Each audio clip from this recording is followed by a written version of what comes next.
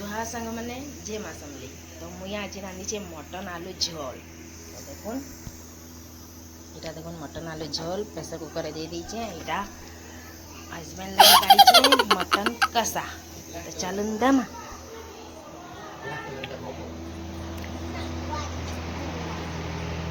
वाह कौन है मटन नहीं घुसरी मांस। ये देखिए खाए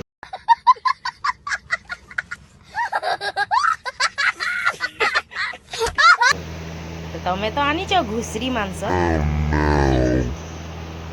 टेस्ट कर दियो घुसरी मांस। ना ना मटन ये भगवान क्या जुल्म है। मटन है मैं एते मेहनत रे गरम रे रांधी छे हे जे कसा। तो संग मैंने देखुन मामा इटा केनता करी छे बिस्तर मामा जो इटा करी छे एरा तमे सो जाबो हला सकाळ ड्यूटी मु करे एबरा ड्यूटी तमे करबो। आज संडे है ना तमे छुट्टी तो घर काम करबो। यस मैडम जी